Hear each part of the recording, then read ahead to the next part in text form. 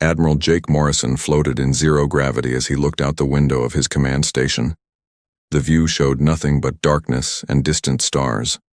No one would guess that the biggest secret in human history was hiding just a few miles away. He pressed a button on his wrist device. "Lisa, give me an update on New Terra." Chief Engineer Lisa Carter's voice came through clearly. "We're at 96% completion, Admiral. The main engines are ready for testing.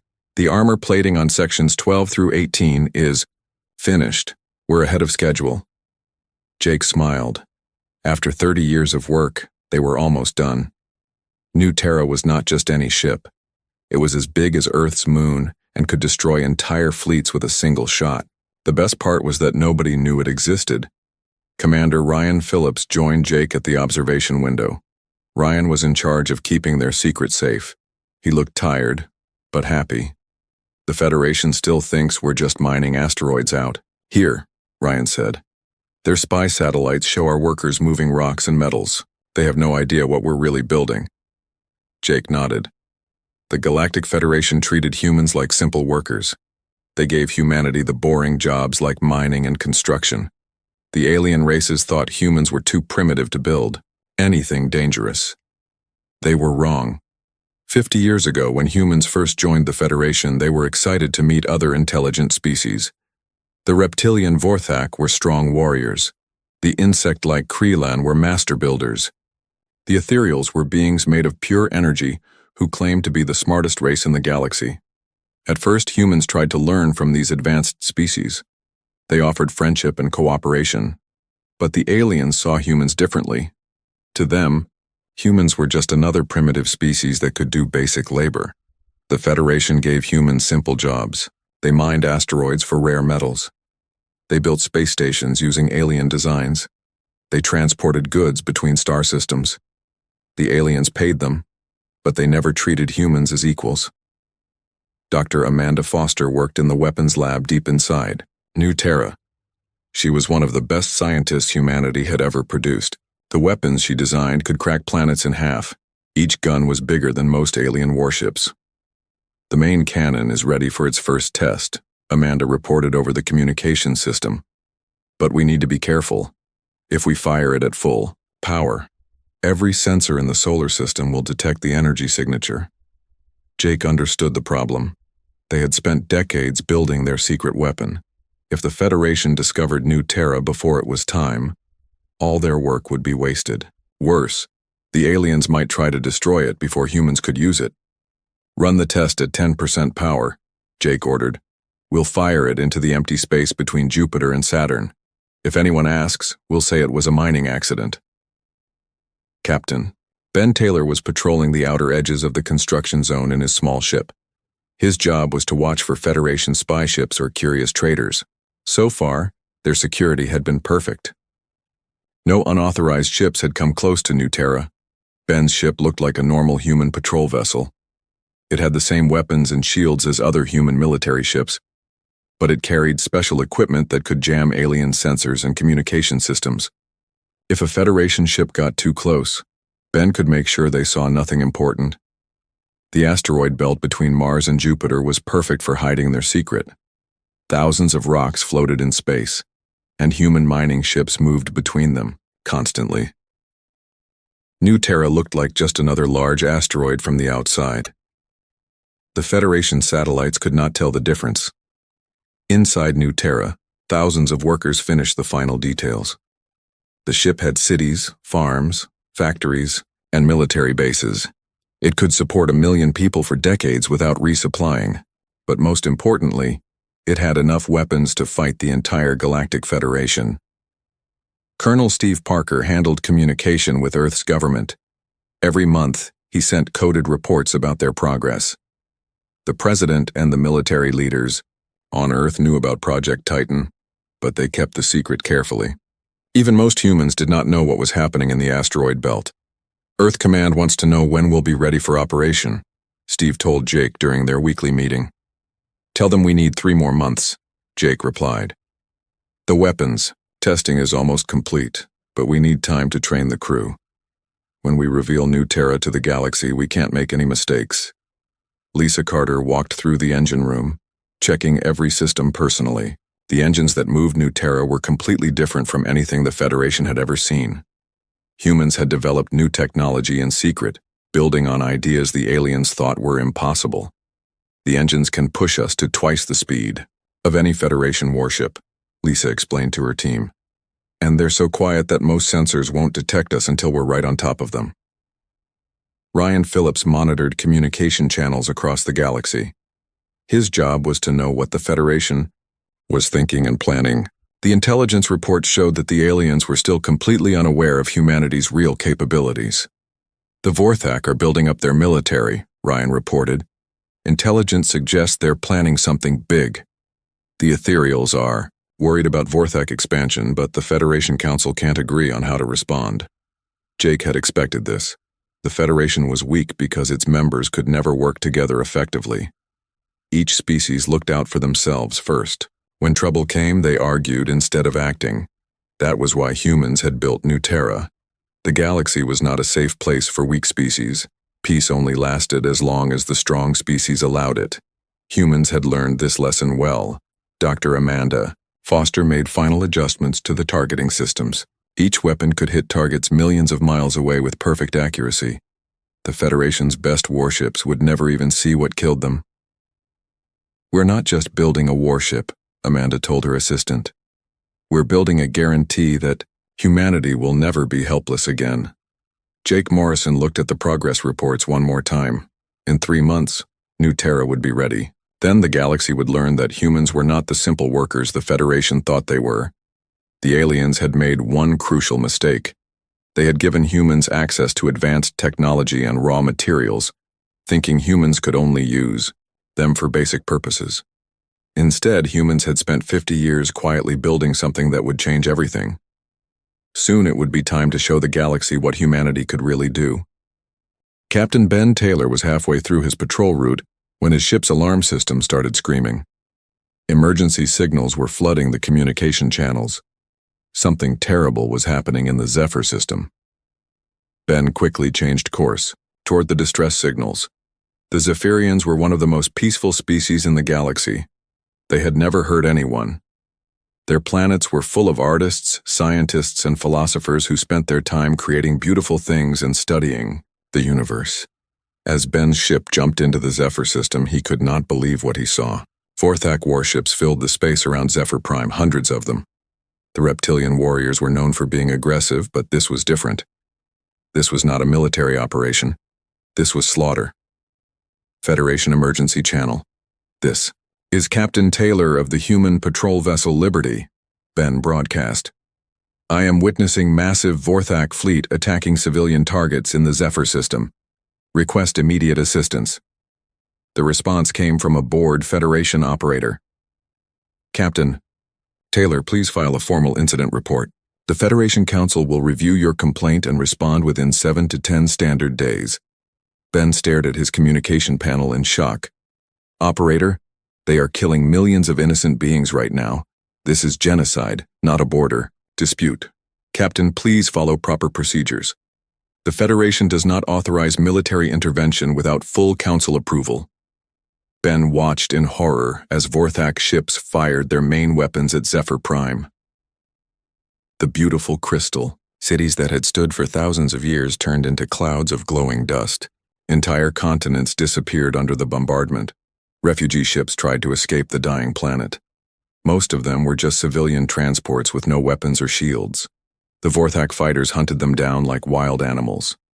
Ben could hear the death screams over his radio as families were vaporized in space. He wanted to help, but his single patrol ship carried only light weapons. Against hundreds of Vorthak warships, he would die without saving anyone. All he could do was record everything and hope someone would care enough to act. On Earth, President Kate Williams was eating breakfast when her emergency communicator started buzzing. She answered it immediately. The voice belonged to Colonel Steve Parker, and he sounded shaken. "Madam President, you need to see this immediately. The Vorthak Empire has launched a full-scale attack on the Zephyrian colonies. Captain Taylor is transmitting live footage from the Zephyr system." Kate rushed to the Situation Room where her military advisors were already gathering. The main screen showed the destruction of Zephyr Prime in real time. She watched as billions of peaceful beings died while their cities burned. "What is the Federation's response?" she asked. "Nothing," Colonel Parker replied. "They say they need to hold council meetings and file paperwork. By the time they decide to act, every Zephyrian in the galaxy will be dead." Kate had seen enough violence in her life, but this was different. The Zephyrians had never threatened anyone. They were artists and thinkers who just wanted to create beautiful things. Now they were being murdered for no reason except that the Vorthak enjoyed killing. "Get me Admiral Morrison on a secure channel," she ordered. "It's time." Deep in the asteroid belt, Admiral Jake Morrison received the call he had been expecting for years. President Williams appeared on his private screen, and he could see the anger in her eyes. "Jake, I'm authorizing Protocol 7 through 9. Show them what humanity can do." Jake had hoped this day would never come. He had hoped the galaxy species could learn to live in peace without anyone needing to use terrible weapons. But the Vorthak had made that impossible. "Understood, Madam President. New Terra will be ready to deploy in 6 hours. Dr. Amanda Foster was in the Weapons Control Center when the authorization came through. She had spent 20 years designing the most powerful weapons ever built by any species. She had hoped they would never be used. Now she began the startup sequence for systems that could destroy entire star systems.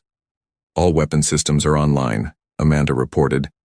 "Main cannon is charging. Secondary batteries are ready. We have enough firepower to level 1,000 worlds." Commander Ryan Phillips activated every spy satellite and listening post humanity had built over the past 50 years. The intelligence network that the Federation knew nothing about suddenly came alive. Information flooded in from across the galaxy. "The Vorthak have committed their entire military to this operation," Ryan reported.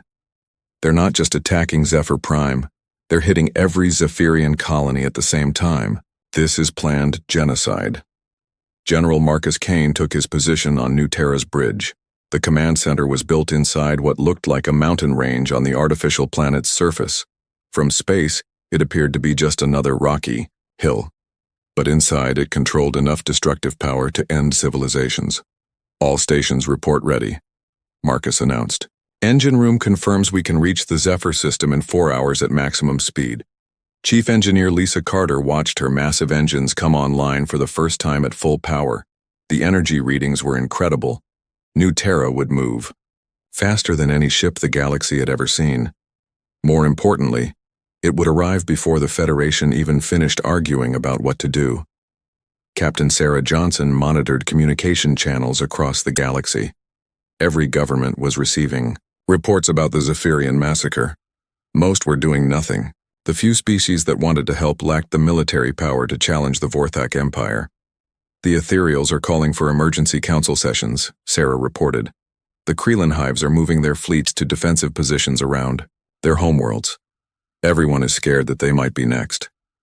Back in the Zephyr system, Captain Ben Taylor continued his grim duty of recording the destruction. 3 billion Zephyrians had lived on the main planet. Now there were maybe a few thousand survivors scattered in damaged ships trying to escape. "This is Captain Taylor reporting to Earth Command," Ben transmitted on an encrypted channel. "Zephyr Prime is gone. The Vorthak are systematically destroying every Zephyrian settlement. I estimate they will finish their extermination program within 12 hours. Admiral Morrison listened to Ben's report, while New Terra's massive engines pushed them toward their first battle.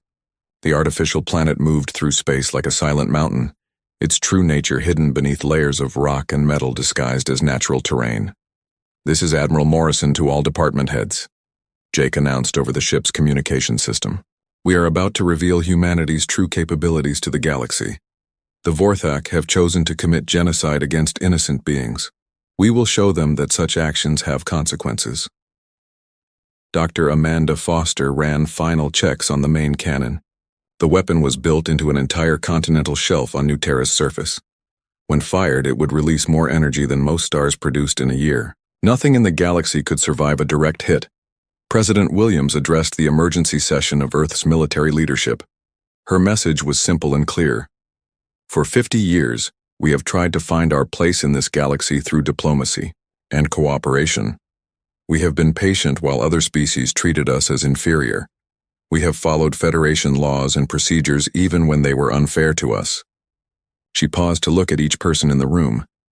"But we will not stand by and watch genocide. Today, the galaxy learns that humanity is not weak. Today, they learn that some lines cannot be crossed without consequences." New Terra accelerated toward the Zephyr system, carrying with it the end of everything the galaxy thought it knew about human capabilities. The Vorthak fleet was celebrating their easy victory when their sensors detected something impossible. Admiral Kresh, the reptilian commander of the invasion force, studied the readings with his cold yellow eyes. His 3,000 warships had just finished destroying the last Zephyrian colony when the alert started screaming. "What is that thing?" Kresh hissed at his sensor operator. "Unknown, sir. It appears to be a rogue planet moving at impossible speeds. The gravitational readings are enormous, but it's not following any natural orbital path." Kresh's scales rippled with amusement. In all his years of conquest, he had never seen anything so ridiculous. "A planet cannot move on its own. Check your equipment for malfunctions." But the readings remained consistent. Something the size of a small moon was approaching their position at speeds that should have torn any natural object apart. The Vorthak fleet turned to face this new curiosity, their weapons ready to destroy whatever trick their enemies were trying to play. On New Terra's bridge, General Marcus Kane watched the enemy fleet arrange itself in battle formation. The Vorthak ships looked like tiny insects compared to the massive planet ship. Each one of their warships could destroy a city, but New Terra could destroy entire worlds. "Admiral Morrison, we are in position," Marcus reported. "The Vorthak fleet is directly ahead. They appear to be confused by our appearance." Admiral Jake Morrison stood in the command center that was built to look like a natural cave system. Outside, New Terra's surface appeared to be nothing but rocks and craters. The Vorthak had no idea they were looking at the most powerful weapon ever built. "Open communication channels on all galactic frequencies," Jake ordered. "It's time to introduce ourselves." Chief Communications Officer Tony Rogers activated the massive transmission array hidden beneath New Terra's fake mountain ranges. Every ship, space station, and government in the galaxy would receive this message. The revelation that would change everything was about to begin. "This is Admiral Jake Morrison of the Terran Defense Force aboard the warship New Terra." Jake's voice echoed across space. "Vorthak fleet, you have exactly 1 hour to withdraw from Zephyrian space and surrender yourselves for trial." The silence that followed lasted only a few seconds before Admiral Kresh began laughing. The sound was like rocks scraping together, harsh and unpleasant. "Humans!" Kresh roared with amusement. "You pathetic builders think you can threaten the Vorthak Empire? We have 3,000 of the most powerful warships in the galaxy. You have one oversized rock." The laughter spread through the Vorthak communication channels. Reptilian voices mocked the humans who dared to challenge their mighty fleet. To them, this was the funniest joke they had heard in years. On the planet Korath, homeworld of the Ethereal Council, beings of pure energy watched the transmission with growing alarm. The Ethereals had always considered themselves the most advanced species in the galaxy. They had studied human technology for decades and found it primitive and unimpressive. "This cannot be correct." Elder Zephan flickered with confusion. "Our analysis shows that humans lack the capability to construct vessels of this magnitude. Their largest ships are barely the size of our scout vessels." But their sensors confirmed what their minds could not accept. The object approaching the Vorthak fleet was indeed artificial, and it was enormous beyond their understanding. In the insectoid hives of Krelin space, millions of worker drones stopped their activities to process this information. The Krelin had worked alongside humans on countless construction projects. They thought they understood human building capabilities completely.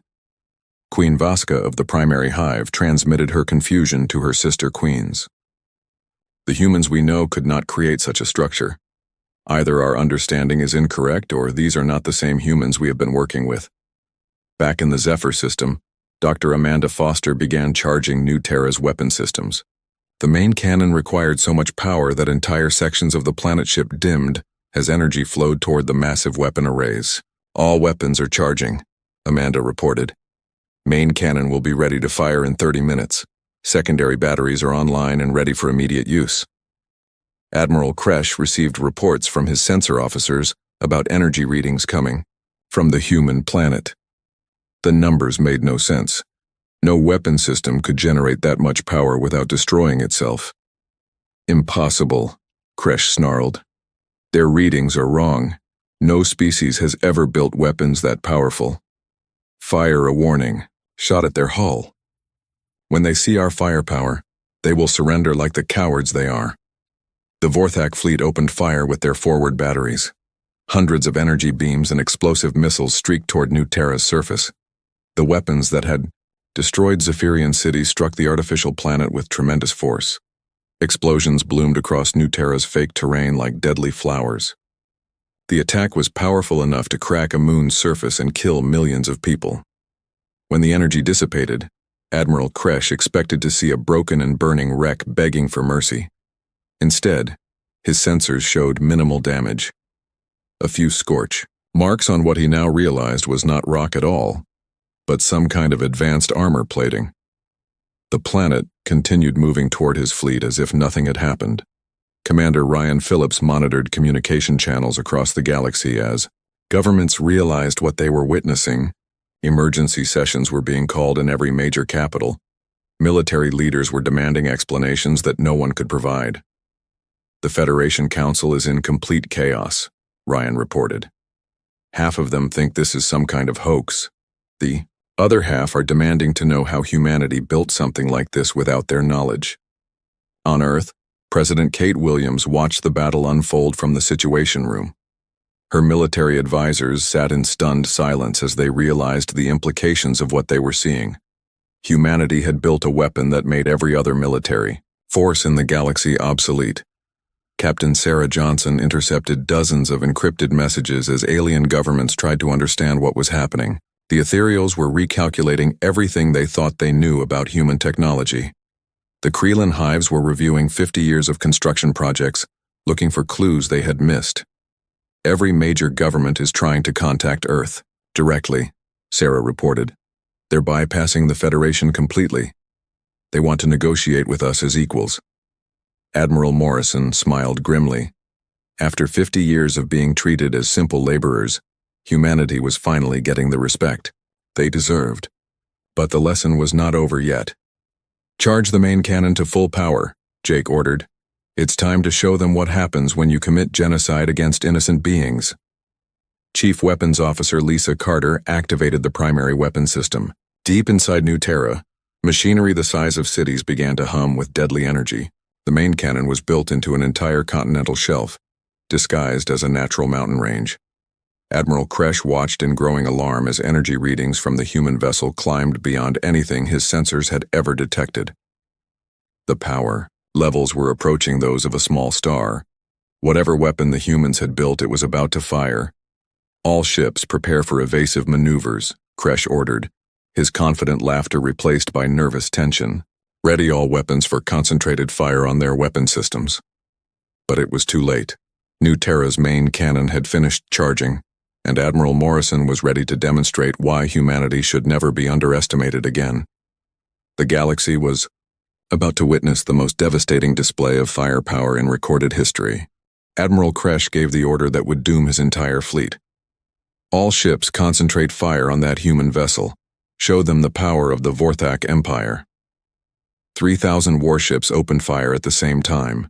The combined firepower was enough to destroy planets and burn solar systems. Energy beams, explosive missiles, and plasma cannons all struck New Terra's surface within seconds of each other. The explosions were so bright that they could be seen from neighboring star systems. The attack created fireballs larger than most moons. Any normal planet would have been cracked in half and turned into floating debris. On New Terra's bridge, General Marcus Kane watched the enemy fire impact their armor without concern. The artificial planet shook slightly from the massive explosions, but the damage was minimal. What looked like natural rock formations were actually the strongest armor ever created by any species. Damage report, Marcus requested calmly. Chief Engineer Lisa Carter checked her readings and almost smiled. Surface armor has some scorch marks in sections 7 through 12. No structural damage. All systems operating normally. The Vorthak, Fleet sensors showed the same impossible result. Their most powerful weapons had barely scratched the human vessel. Admiral Kresh stared at his display screens in growing horror. His 3,000 ships had just fired everything they had, and it was not enough. Impossible, Kresh whispered. No armor can withstand that level of concentrated fire. But New Terra continued moving toward the Vorthak fleet as if nothing had happened. The planet ship was now close enough that the reptilian warriors could see the fake mountain ranges and crater patterns on its surface. They still could not believe it was actually a weapon. Admiral Jake Morrison stood in his command center, watching the enemy fleet realize their situation. He felt no joy in what was about to happen. The Vorthak had chosen this path when they decided to murder innocent beings. Open communication channels one final time, Jake ordered.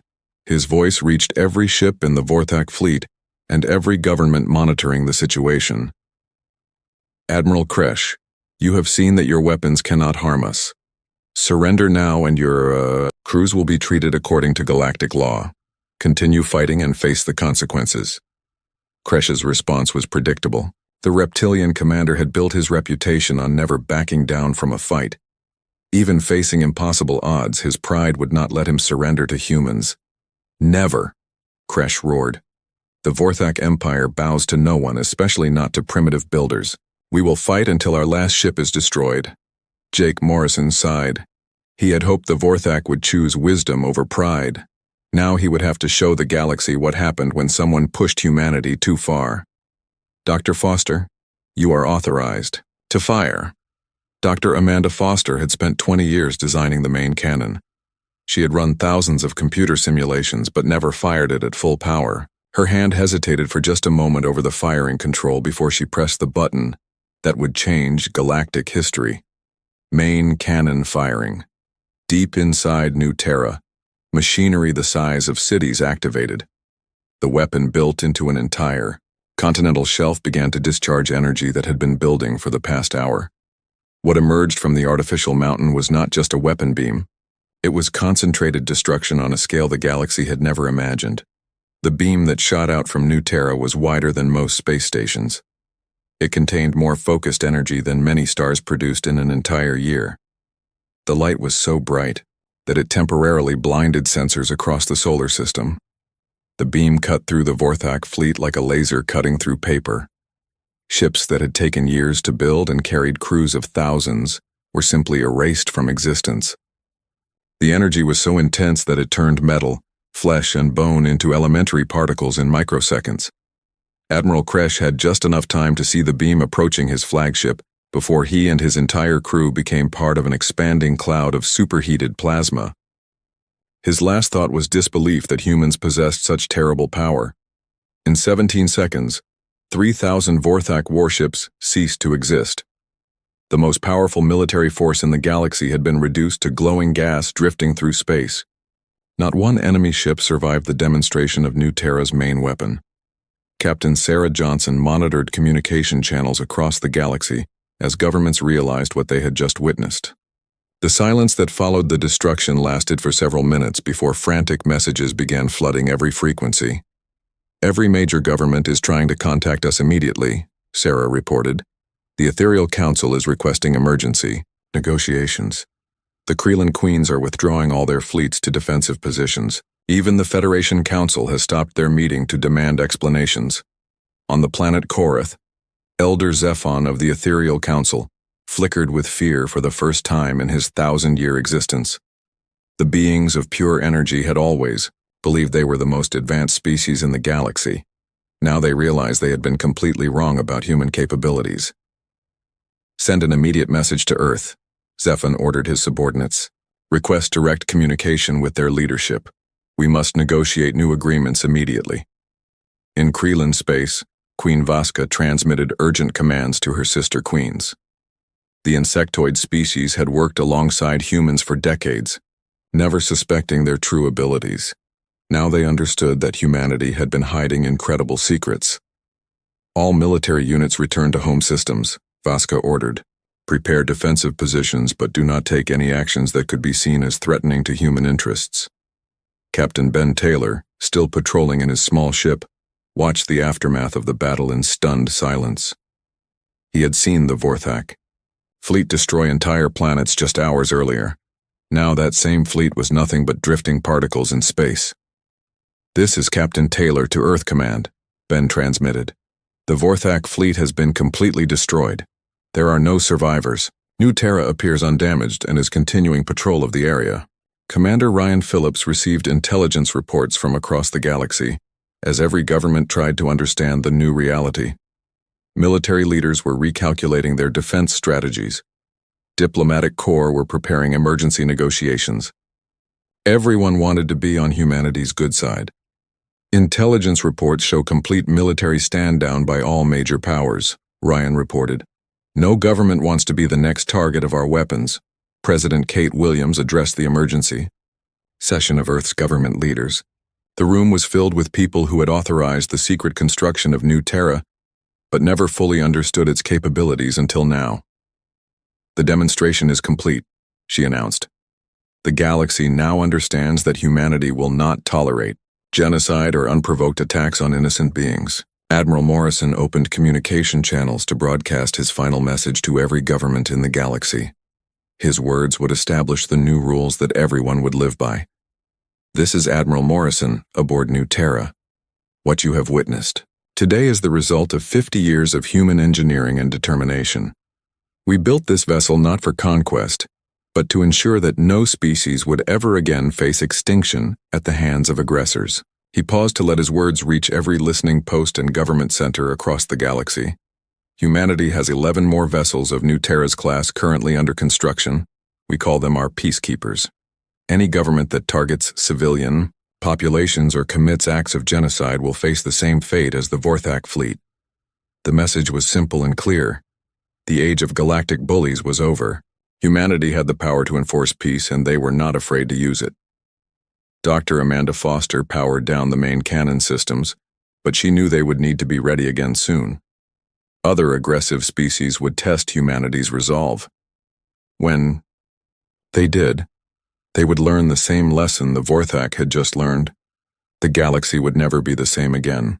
6 months after the destruction of the Vorthak fleet, the galaxy operated under completely new rules.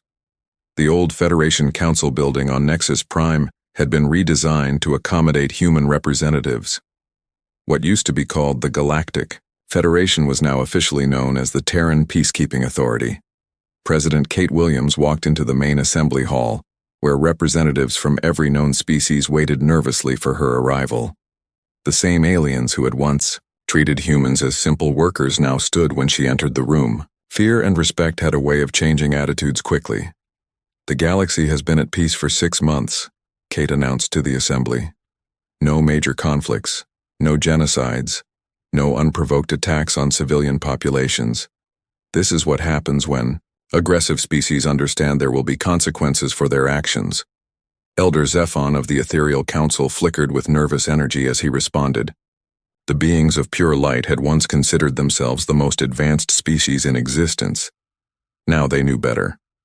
"President Williams, the Ethereal Council wishes to formally apologize for our previous underestimation of human capabilities. We request permission to study your defensive technologies in exchange for our advanced energy manipulation techniques." Kate smiled politely. "Dr. Amanda Foster will review your proposal.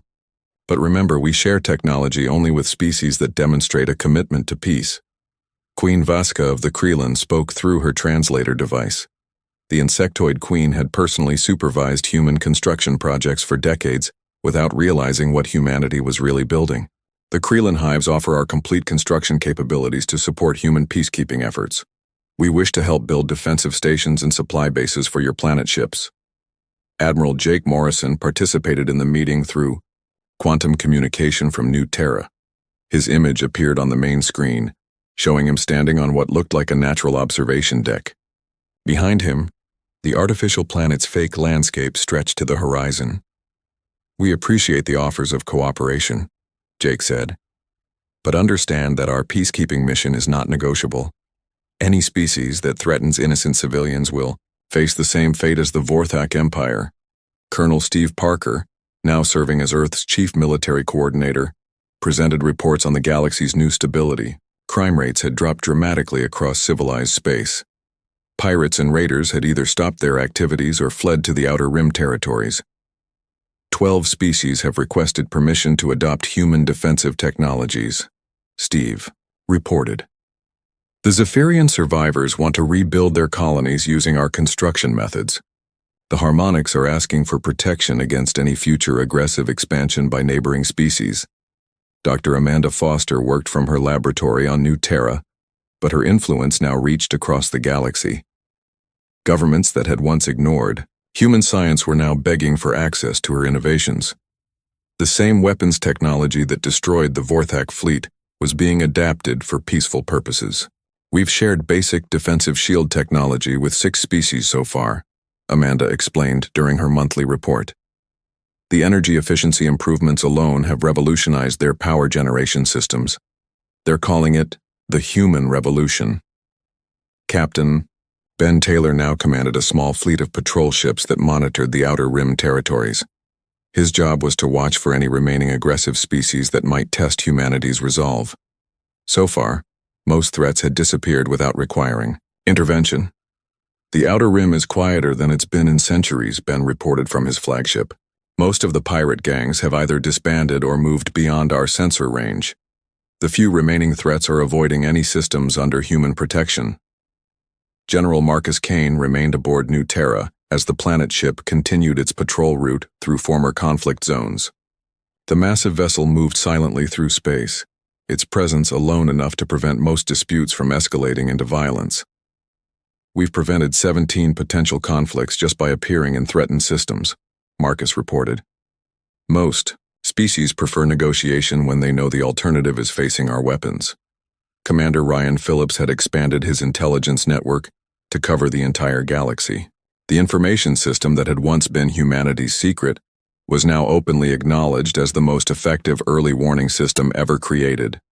Intelligence reports show a 97% reduction in military buildup among major powers, Ryan announced.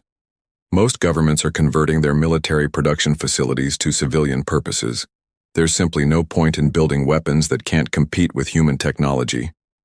Captain Sarah Johnson monitored communication channels that now carried very different messages than they had 6 months earlier. Instead of threats and military posturing, the galactic networks were filled with requests for trade agreements and cultural exchange programs. Communication traffic shows increased cooperation between species that were previously hostile to each other, Sarah reported. The Krelin and Ethereals are working together on joint scientific projects. Former enemies are becoming trading partners. On Earth, construction had begun on 12 new planet ships. But these vessels were different from New Terra and its sisters. They were designed primarily for rescue and humanitarian missions, though they still carried enough weapons to defend themselves against any conceivable threat. President Williams addressed the construction teams building these new vessels. We are not building an empire based on fear. We are creating a galaxy where peace is enforced by those strong enough to maintain it. The Zephyrian survivors had established a new colony under human protection. Their crystal cities were rising, again, more beautiful than before. Artists and philosophers who had nearly been extinct were creating works that celebrated their survival and their human protectors. Dr. Amanda Foster received a message from the Zephyrian Council of Elders. They wanted to name their new capital city after her, calling it Foster Prime in honor of the woman whose weapons had avenged their people. I'm honored, Amanda replied. But name it Hope Prime instead. That's what we're really building here. Hope for a galaxy where innocent beings don't have to fear extinction. Admiral Morrison watched from New Terra's bridge as his vessel passed through the rebuilt Zephyr system.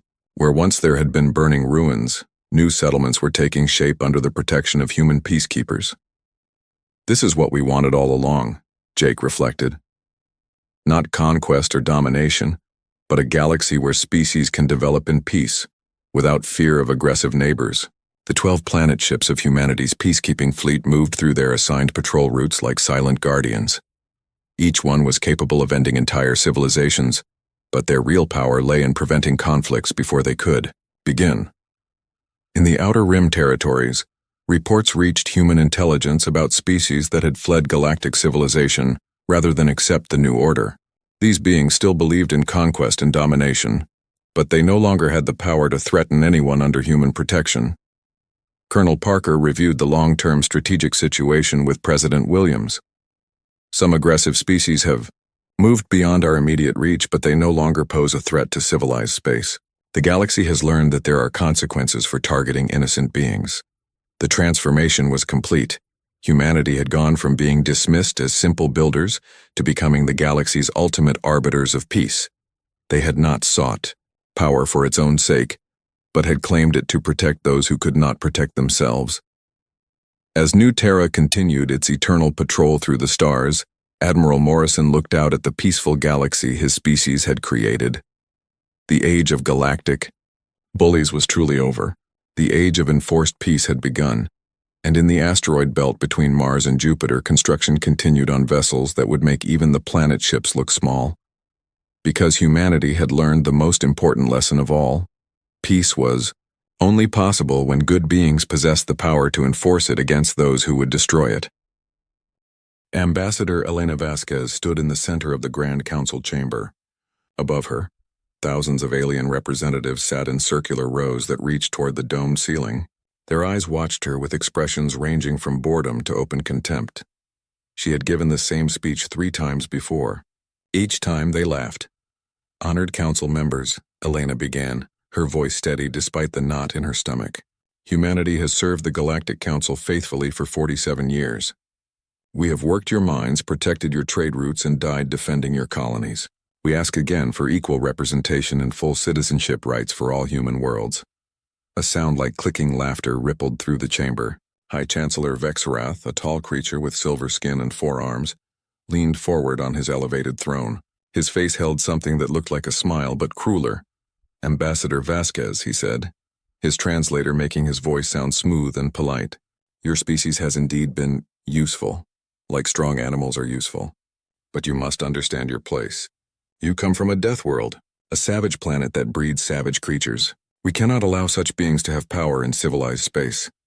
Elena felt her hands clench into fists. She forced them to relax. "We are not savages, Chancellor. We are people. You deserve what we choose to give you," Vexrath interrupted. "This council has spoken. Request denied. Again." More laughter echoed through the chamber. Elena looked up at the thousands of aliens, seeing the same dismissive expressions she had seen for years. They would never see humans as equals. They would never stop seeing Earth as a nightmare world that somehow produced intelligent life. She turned and walked out of the chamber, her jaw tight with frustration.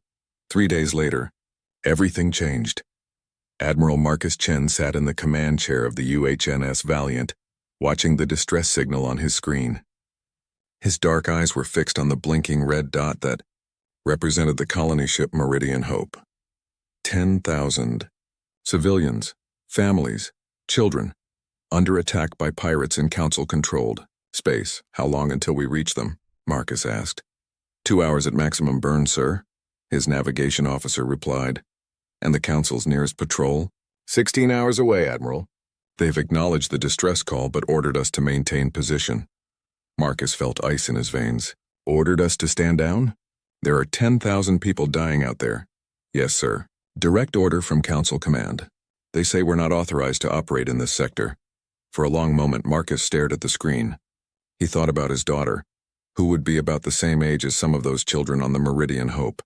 He thought about the oath he took to protect human lives. Then he thought about the consequences of disobeying a direct order from the Galactic Council. His hand moved toward the comm panel. Then it stopped. "Maintain position," he said quietly. The words tasted like poison. For 14 hours, Marcus and his crew watched the signals from the Meridian Hope grow weaker. They listened to the desperate messages, the screams, the final silence.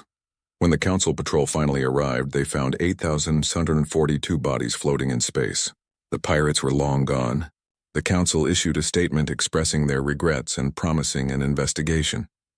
They mentioned that human ships had been nearby but properly followed protocols by not entering restricted space. That night, Marcus sat alone in his quarters, staring at the list of names. So many children. He had been 2 hours away. 2 hours, And he had done nothing. His comm panel beeped. A message from Earth. High priority. Eyes only. Marcus opened it. There was no long explanation. No political speech. Just one word in white text on a black screen. Sovereign. He understood immediately. Earth had made its decision. They were done begging for respect. Done following rules that got their people killed. Done being treated as lesser beings. Marcus stood and walked to his window, looking out at the stars. Somewhere out there, the Galactic Council sat in their safe worlds, convinced of their superiority. They thought humans were useful animals. Dangerous but controllable. They were about to learn they were wrong. Within hours, every human ship in the galaxy received the same message. Diplomats packed their belongings. Trade vessels changed course. Military ships began moving into formation. The recall was total and absolute. Elena watched from her apartment window as human shuttles rose from the Council's capital world. She had spent 15 years here, trying to build bridges between humanity and the galaxy, trying to earn respect through patience and diplomacy, all for nothing. Her assistant, a young man named David, entered the room. "Ambassador, our shuttle leaves in 30 minutes. Are you ready?" "I don't know if I'll ever be ready for what comes next," Elena said softly. "Do you think they'll really do it? Go to war?" Elena thought about the Meridian Hope, about the thousands of humans who had died over the years while the Council looked the other way. About every insult, every dismissal, every time they were called animals or savages. "Yes," she said, "I think we're past the point of no return." Admiral Chen stood on the bridge of his ship as the entire Terran defense fleet assembled near Jupiter. 31 warships, each one built in Earth's orbital shipyards. They looked different from Council vessels. Smaller, meaner, designed by people who understood war. "All ships reporting ready, Admiral," his first officer announced. Marcus nodded. He opened a channel to all human vessels and to every communication relay in the galaxy. What he said next would be heard across hundreds of star systems. "This is Admiral Marcus Chen of Earth's Sovereign Fleet. For 47 years, humanity has served the Galactic Council. We have followed their laws, respected their authority, and died for their interests. We asked only for basic dignity and equal rights. We were denied. 3 days ago, 10,000 human civilians were murdered while Council forces ordered us not to help them. This Council has shown us that we will never be more than slaves in their eyes. Therefore, humanity formally withdraws from the Galactic Council. We claim our right to exist as free and equal beings. We demand a formal apology, reparations for our dead, and recognition of our sovereignty. You have 72 hours to respond." He paused, looking at the faces of his crew, young and old. Different colors, different backgrounds, but all human, all ready to fight for their future. "And if they refuse?" someone asked. Marcus turned back to the view screen where distant stars glittered against the black. "Then they'll learn what it really means to anger a species from a death world." Message ends. The broadcast spread across the galaxy at the speed of light. On 1,000 worlds, aliens watched with shock or anger or fear.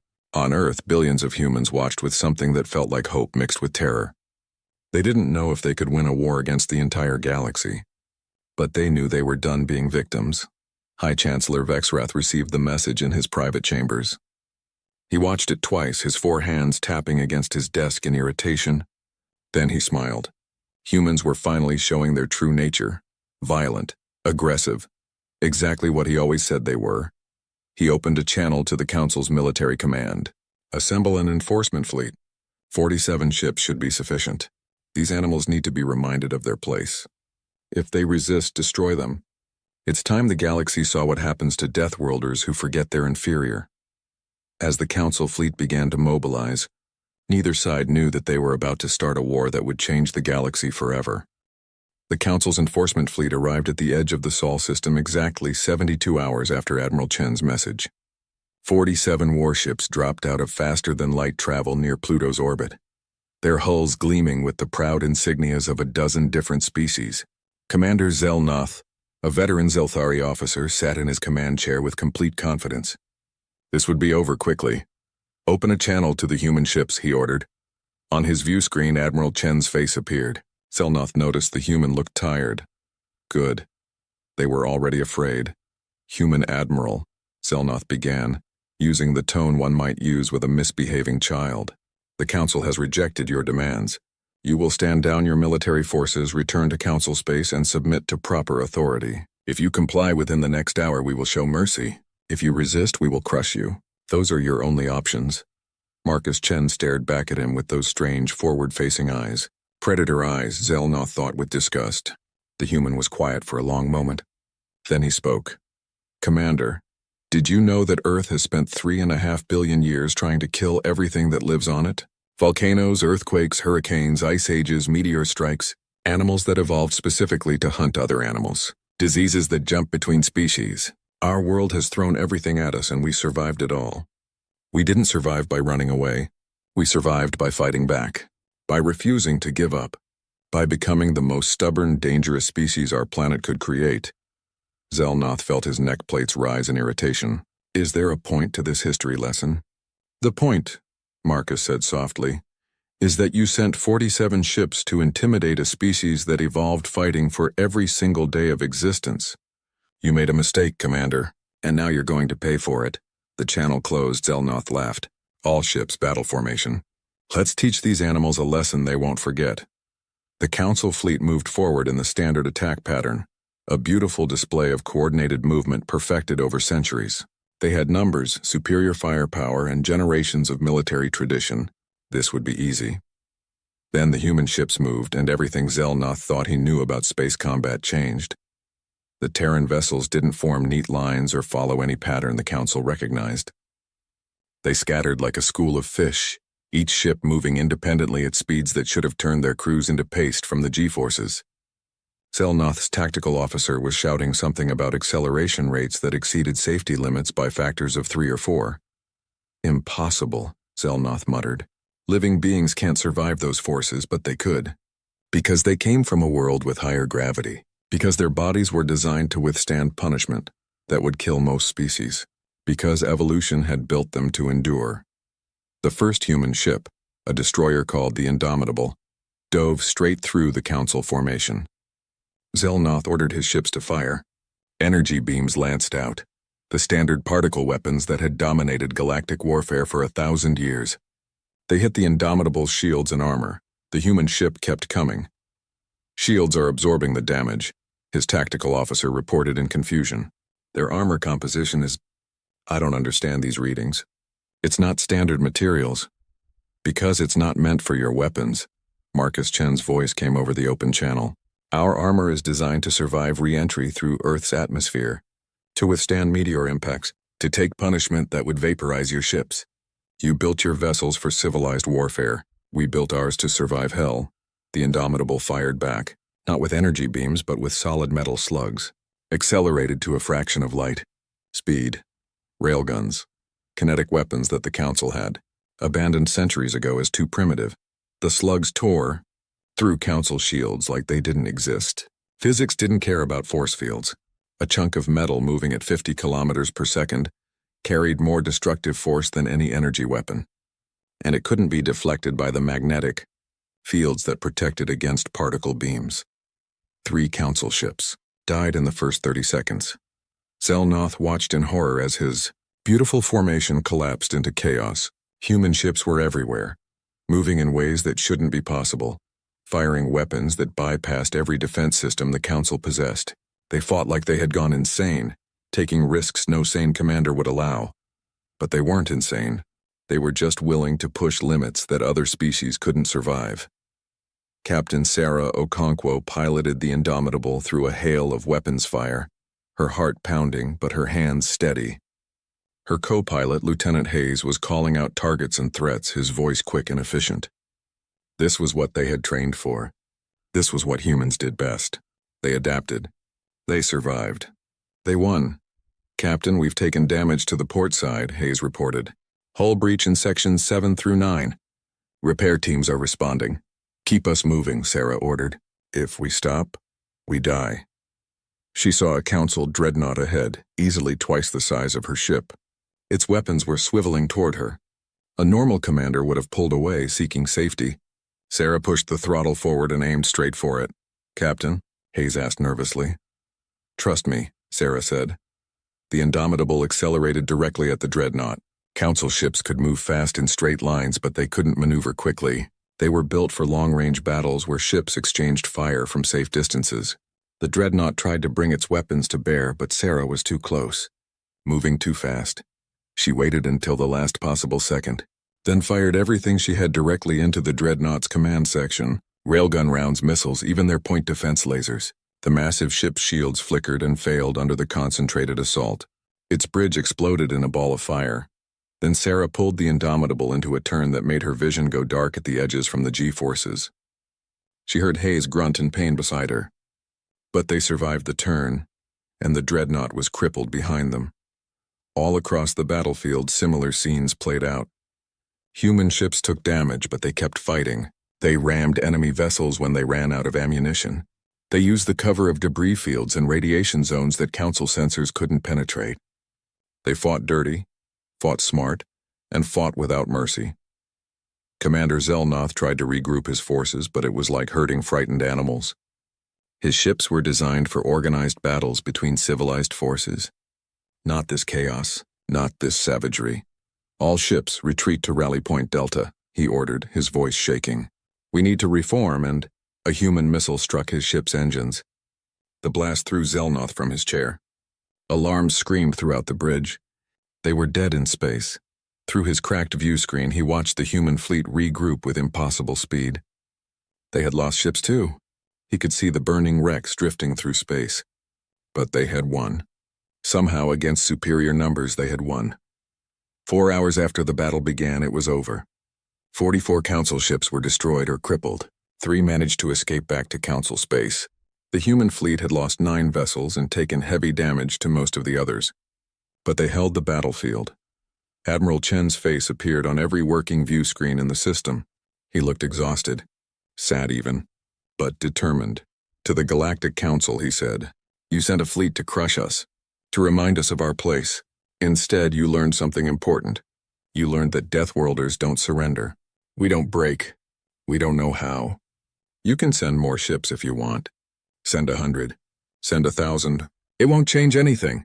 We're not your slaves anymore. We're not your animals. We're free beings, and we'll fight for our freedom until our last breath." He paused, his eyes hard as steel. "You called us Deathworlders like it was an insult. Like we should be ashamed of where we come from. But we're not ashamed. We're proud. Earth made us strong. It made us survivors. And now you'll learn what that really means." The message spread across the galaxy within hours. Reactions varied wildly. Some species cheered, seeing hope that the Council could be challenged. Others trembled in fear, wondering what these violent humans might do next. And some, like High Chancellor Vexarath, felt only rage. He stood in his private chambers watching the footage of the battle for the 3rd time. His hands trembled with anger. How dare these primitives defeat a Council fleet? How dare they humiliate the greatest civilization in the galaxy? "Summon the War Council," he ordered his aide. "Mobilize the Purification Armada. Every ship. Every weapon. I don't care what it costs. These humans will be destroyed, and the galaxy will remember what happens to Deathworlders who forget their place." His aide hesitated. "High Chancellor, the Purification Armada has not been deployed in 300 years. Surely there are other options?" "Do it," Vexrath snarled. "And prepare the Worldbreaker platforms. If these animals want war, we'll give them war. And when we're done, Earth will be nothing but dust and memories." On Earth, billions watched the footage of the battle. They saw their ships fight impossible odds. They saw humans die defending their freedom. And they knew this was just the beginning. The Council would come back with more forces. They would come with fury and vengeance. But humans had faced extinction before. They had survived ice ages and plagues and every disaster their world could throw at them. They would survive this too. They had to. Because the Purification Armada gathered at the edge of Council space like a dark storm. 300 warships from 12 different species, all united under one purpose: to crush humanity's rebellion. Warmaster Krelnak of the Krithian Empire commanded the fleet, a battle-hardened soldier who had fought in 17 campaigns. He looked at the assembled forces with satisfaction. This was not a police action or a warning. This was total war. "All ships report ready, Warmaster," his second-in-command announced. "Good," Krelnak rumbled. His species was large and heavily armored, evolved from herbivores who had learned to work together against predators. "We jumped to Sol system in 1 hour. Remember your orders. Disable their military forces. Occupy their homeworld. Show mercy to those who surrender, but no mercy to those who resist. The fleet jumped, tearing holes in reality to cross the distance to Earth in an instant. They emerged in the Sol system expecting a fierce battle, expecting the human fleet to defend their home desperately. Instead, they found almost nothing. Sensor sweep, Krelnak ordered. Multiple civilian stations detected near Earth's moon and around Jupiter. Energy signatures suggest several million humans in those locations. But military vessels, the sensor officer paused. Only 3 ships in orbit around Earth. The rest of their fleet is gone. Krelnak felt his battle plates shift uneasily. Where were the humans? They wouldn't abandon their homeworld. Would they? Warmaster, we're receiving a transmission from Earth. Admiral Chen's face appeared on the screen. He stood on the bridge of a ship that looked different from before. Newer. Bigger. Behind him, Krelnak could see a crew working with quiet efficiency. Warmaster Krelnak, Chen said. Welcome to Sol System. As you can see, we're not here to meet you. That's because we learned something important from your last attack. You can't win a war by defending. You win by making the enemy afraid to attack in the first place. What are you talking about, human? Krelnak demanded. Chen smiled, but it wasn't a happy expression. It was the smile of someone who had made a terrible decision and committed to it fully. We're talking about the fact that while you were gathering your fleet, our ships were spreading out across Council space.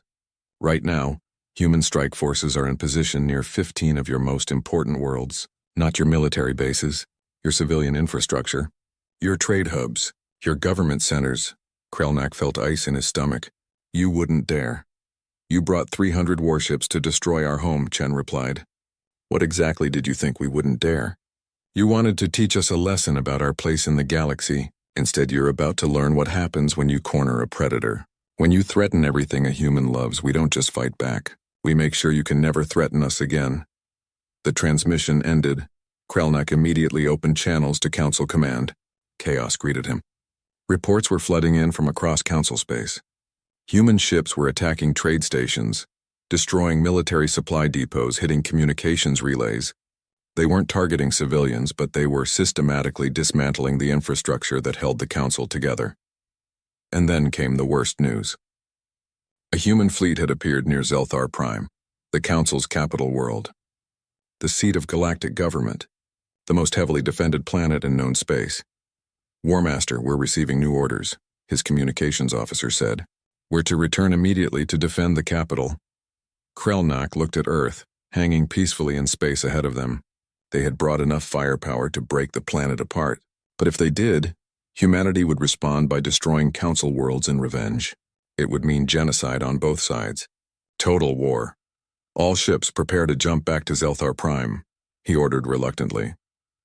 The Purification Armada vanished as quickly as it had arrived, racing to defend their own home. At Jupiter, Admiral Chen stood on the bridge of the UHNS Retribution, watching the Council fleet retreat. Around him, his command crew let out sighs of relief. The gambit had worked. They had convinced the Council that Earth's fleet was scattered across the galaxy, forcing them to pull back to defend their own territory. In truth, most of the human fleet was right here, hidden in Jupiter's massive magnetic field and radiation belts. The radiation was intense enough to blind Council sensors, and human ships were designed to operate in environments that would kill most species.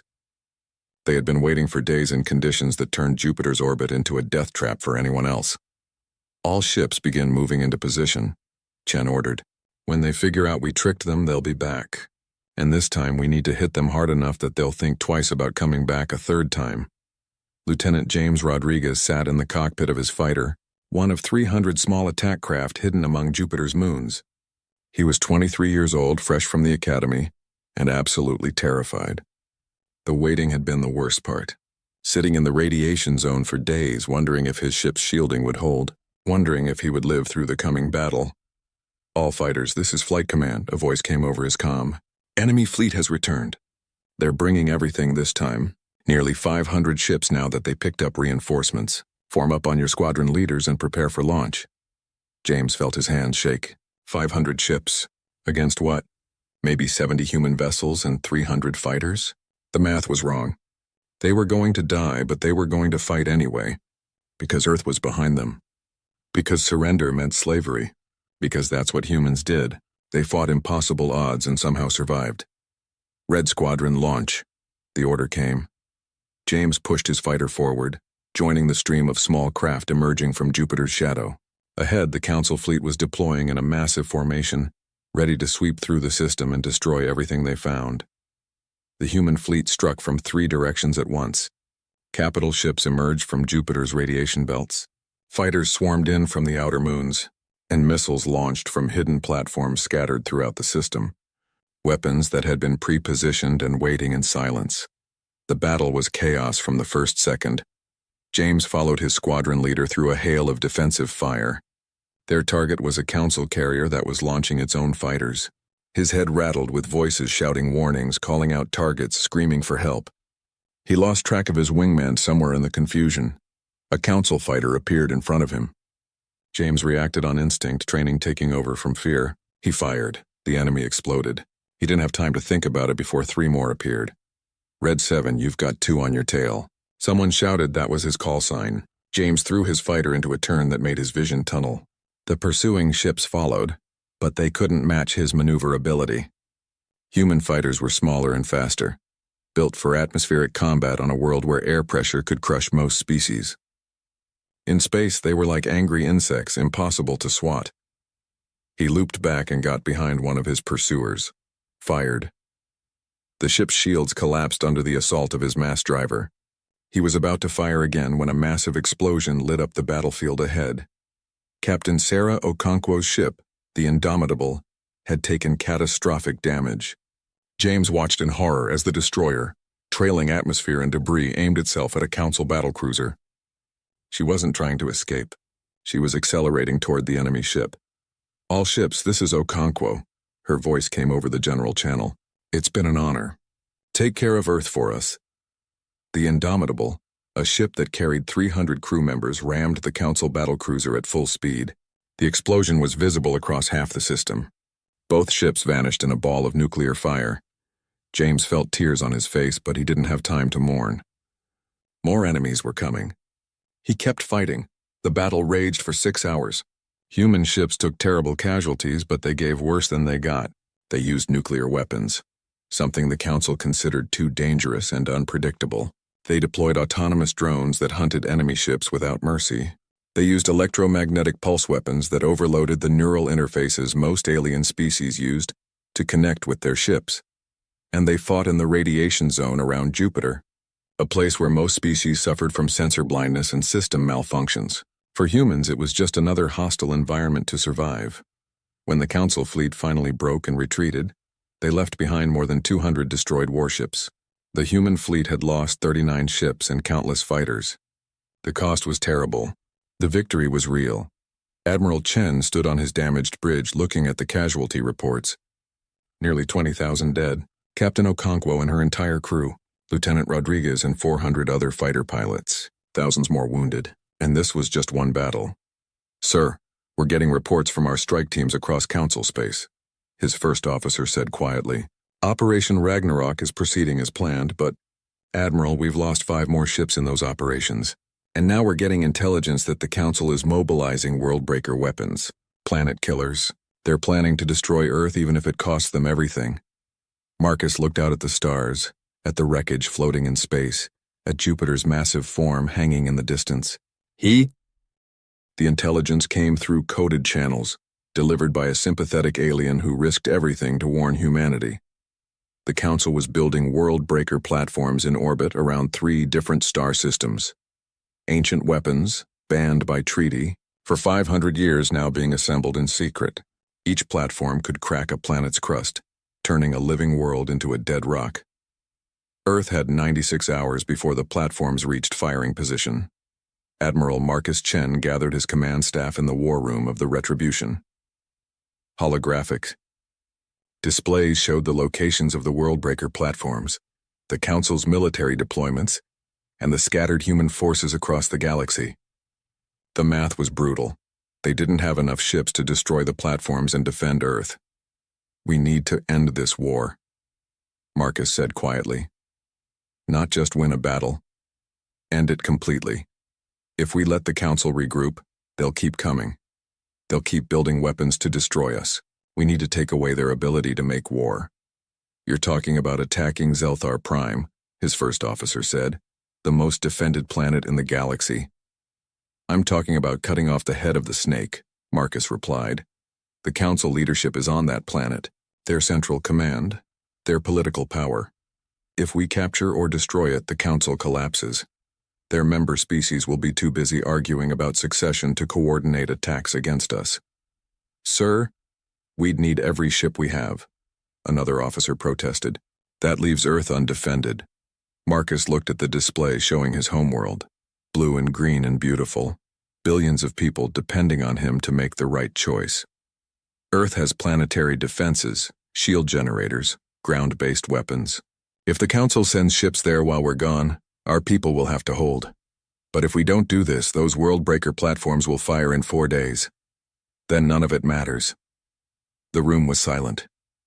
Finally, his first officer nodded. Operation Ragnarok. All or nothing. All or nothing, Marcus agreed. 20 hours later, the human fleet jumped into the Zelthar system. 62 warships, thousands of fighters, and every marine they could spare. They emerged from faster than light. Travel already moving at combat speed, already firing. The defense fleet around Zelthar Prime numbered over 200 ships. But they weren't expecting an attack on their capital. They weren't expecting humans to be crazy enough to strike at the heart of Council power while their own planet was under threat. Marcus watched the tactical display as the battle unfolded. Human ships drove through the Council lines like spears, targeting specific vessels and ignoring the rest. They weren't trying to win a traditional battle, they were trying to create a corridor to the planet. Breaching ships, prepare for launch, he ordered. 8 specialized vessels built for exactly this mission broke away from the main fleet. They were armored like tanks and shaped like bullets, designed for one purpose: orbital insertion through hostile fire. Each carried 500 Marines in powered armor. The Zelthari defense forces tried to stop them. Energy weapons hammered the breaching ships. Missiles streaked toward them. But human engineers had studied every recording of Council weapons for 47 years. They knew how to build armor that could survive. 6 of the 8 breaching ships made it through. They hit the atmosphere at speeds that turned their hulls red hot. The G-forces inside would have killed most species. Human Marines, strapped into crash harnesses and wearing armor designed to handle Earth's punishing gravity, gritted their teeth and endured. Sergeant Maria Santos felt every second of the descent. The ship shook like it was being torn apart. Her armor's medical systems injected her with drugs to keep her conscious under the crushing deceleration. Around her, 49 other Marines prepared for combat. 60 seconds to impact. The pilot's voice crackled over the comm. Maria checked her weapon for the 3rd time, a rifle that fired explosive rounds heavy enough to punch through most materials. In Earth's gravity, the weapon would be almost impossible to carry. Here on Zelthar Prime, with its 0.7 G, she felt almost superhuman. The breaching ship crashed through the roof of the Council's government complex and came to a violent stop inside the Grand Chamber itself. The rear hatch blew open with explosive charges. Maria was first out, her rifle up, scanning for threats. The Council members were still there, hundreds of them, frozen in shock. They had been in the middle of an emergency session when the ceiling exploded. Now they stared at the armored humans pouring into their sacred hall. "Nobody move!" Maria shouted through her armor's external speakers. "This building is now under the control of Earth's military forces. Resist, and you will be considered hostile combatants." For a moment, nothing happened. Then High Chancellor Vexrath stood from his throne, his forearms spread wide. "You dare?" he hissed. "You dare violate this chamber? You will be executed for this, all of you. Your entire species will be—" "Will be what?" Maria interrupted. "Destroyed? You already tried that. You sent 500 ships to destroy Earth and we beat you. You built world-breaker platforms and we're here anyway. You don't get to make threats anymore, Chancellor. You lost." More Marines poured into the chamber from other breaching ships that had landed throughout the government complex. The sound, of weapons fire echoed from other parts of the building as security forces tried to resist and were quickly overwhelmed. In orbit, Admiral Chen watched the tactical feed. The Council's defense fleet was in chaos. Some ships were trying to break through to protect their government. Others were pulling back, unwilling to fire on their own capital. The human fleet exploited the confusion, destroying orbital defense platforms and securing position over the city. Ground team reports the council chambers are secure, his communications officer announced. They have captured High Chancellor Vexrath and 43 other senior officials. Marcus allowed himself a small breath of relief. Phase 1 was complete. Now came the harder part. Broadcast on all channels, he ordered. Time for the galaxy to learn the truth. The message went out across every communication network in council space. Admiral Chen's face appeared on billions of screens across hundreds of worlds. People of the galaxy, he began. For the past month, your leaders have told you that humanity is dangerous, that we are savages who must be controlled or destroyed. They have painted us as monsters. But I want to show you something. The screen switched to recordings pulled from the Council's own secure archives. Files that had been classified for centuries.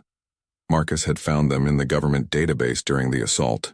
The recordings showed first contact with other species from death worlds, beings that had evolved on harsh planets, who showed signs of being too aggressive, too dangerous.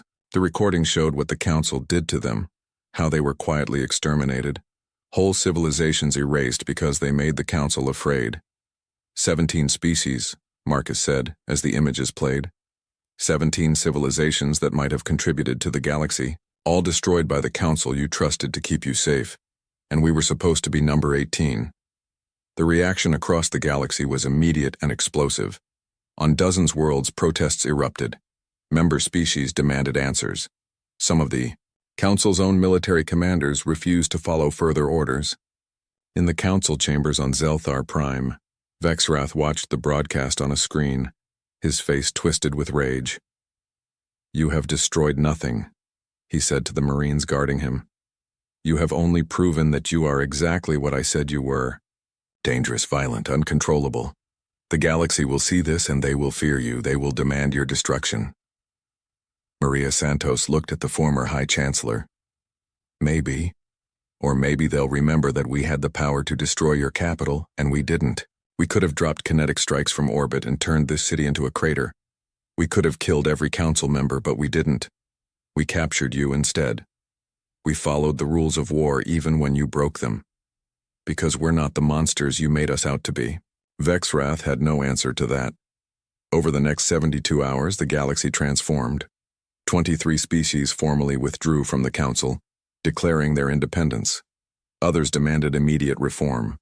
The Council's military structure collapsed as different species fleets pulled back to defend their own interests. The Worldbreaker platforms were seized by neutral forces before they could be activated. Admiral Chen's fleet, joined now by ships from other species who had grown tired of Council tyranny, secured the Zelthar system. But the cost had been terrible. 54,000 humans were dead, entire ships and their crews lost, fighter squadrons that no longer existed, Marines who would never come home. Marcus stood in the Grand Chamber, now converted into a military command post, looking at the names scrolling across a display. So many dead. So many families destroyed. And for what? For the right to be treated as equals. For the freedom to exist without someone's boot on their neck. Ambassador Elena Vasquez arrived 3 days after the battle. She looked around the occupied council chambers with mixed emotions. This was where she had spent years trying to negotiate peace. Now it was a conquered building. You did it, she said to Marcus. You won the war. I didn't want to win a war, Marcus replied quietly. I wanted respect, dignity, peace. Instead, I got thousands of my people killed and turned humanity into the thing we were trying to prove we weren't. Conquerors. No. Elena say the Yalaran orbital habitat floated in neutral space, a massive ring of metal and glass that had served as a meeting place for diplomats for 300 years. Now it hosted the most important negotiations in galactic history. Representatives from 68 species gathered in the Great Hall arguing, debating, and trying to build something new from the ashes of the old order. Ambassador Elena Vasquez stood at the human delegation's table, looking out at the assembled beings. Some watched her with curiosity, others with fear, a few with open hostility. She understood all of those reactions. Humanity had broken the galaxy's most powerful government through violence. Now they had to prove they wanted peace. The Deathworld Accord, she began, her voice carrying through the hall's audio systems, is not about human dominance. It's about equality. For too long, the Council decided which species deserved rights and which deserved slavery, which deserved protection and which deserved extermination. That system is dead. We're here to build something better. A Zelthari representative stood, his silver skin catching the light. Better? You invaded our capital. You hold our leaders prisoner. You call this peace? I call it justice, Elena replied calmly. Your leaders ordered the construction of planet-killer weapons aimed at Earth. They systematically destroyed 17 other civilizations. They created a system where might made right, and then complained when someone proved mightier. You want to talk about invasion? Let's talk about the 47 years humanity spent under Council occupation. Let's talk about the 8,742 civilians who died because your ship stood by and watched. The Zelthari sat down, but his expression remained hostile. Another representative stood. Kelvara of the Yalaran, a species known for their neutrality and wisdom. What guarantees can humans offer? How do we know you won't become what the Council was? Elena had expected this question. It was the core issue that would determine whether peace was possible. We propose a new galactic assembly with equal representation for all member species. No species gets special status. No species gets veto power.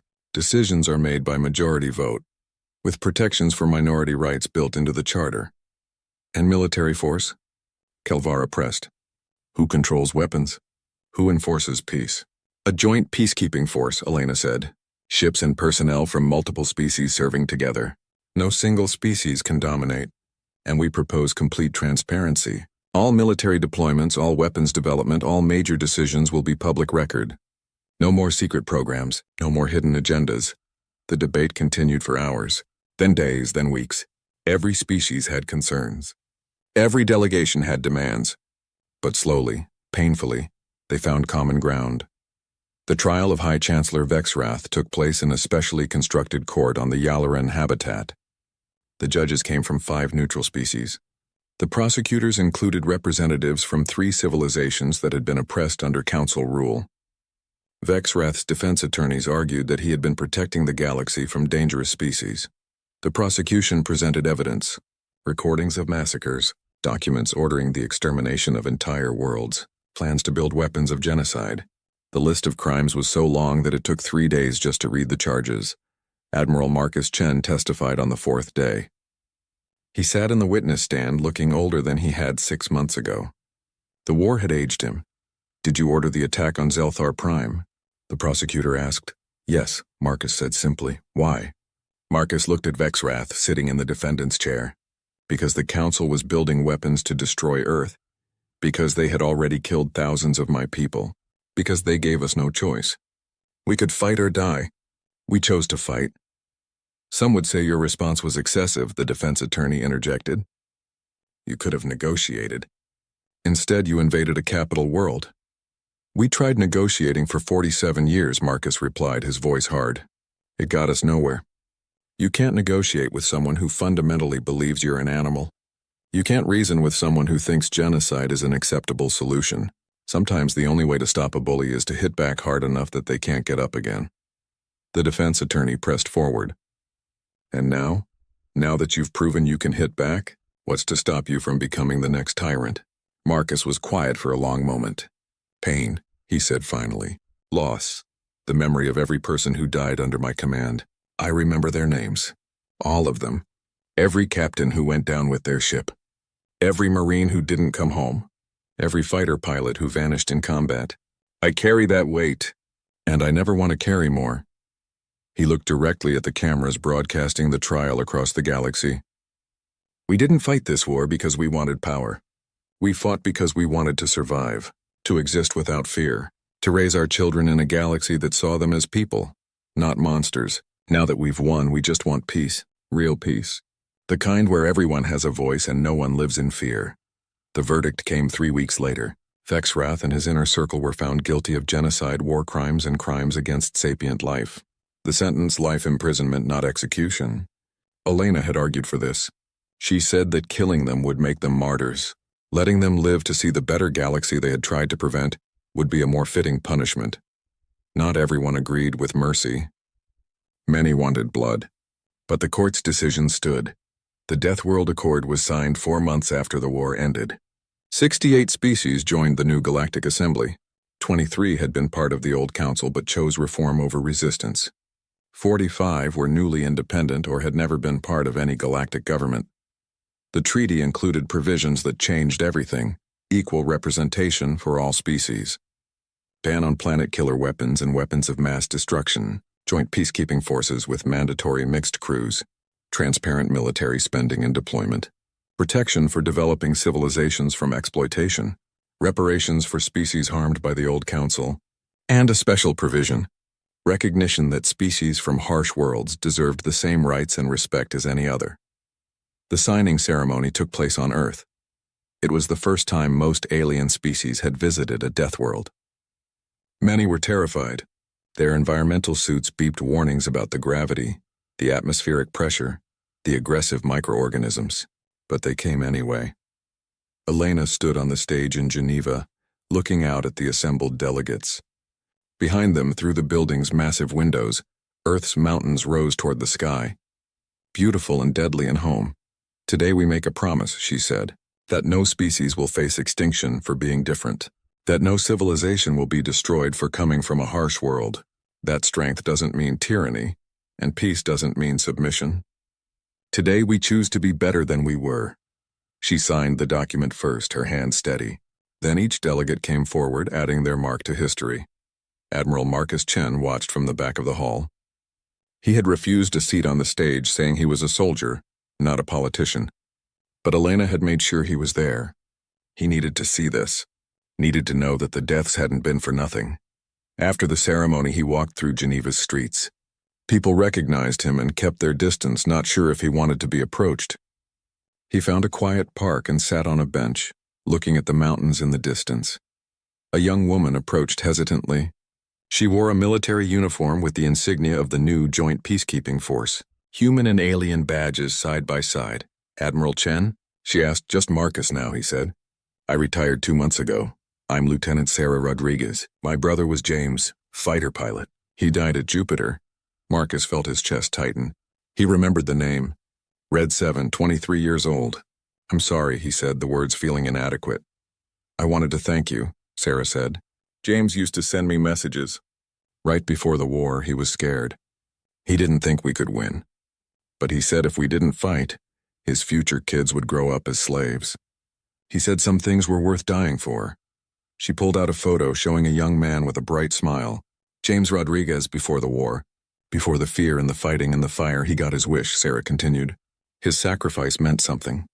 Kids today will grow up free. Human and alien living together, learning together. He died for that. You all did. And I wanted you to know, we're not going to waste it. My generation, we're going to build the galaxy he fought for. Marcus looked at her young face, so much like her brother's, and felt tears on his cheeks. Make it good, he said quietly. Make it worth what they paid. We will, she promised. 3 years after the war ended, the first joint military academy opened on Mars. Human and alien cadets trained together, learning each other's languages, cultures, and fighting styles. The facility was designed to accommodate species with different environmental needs. There were high-gravity areas for humans and low-gravity zones for species from gentler worlds. Instructor Chen taught military history and tactics. He had been surprised when they asked him, but Elena convinced him. Someone needs to teach them why we fought, she said, and how to make sure we never have to fight that way again. On his first day, an alien cadet asked the question he had been expired.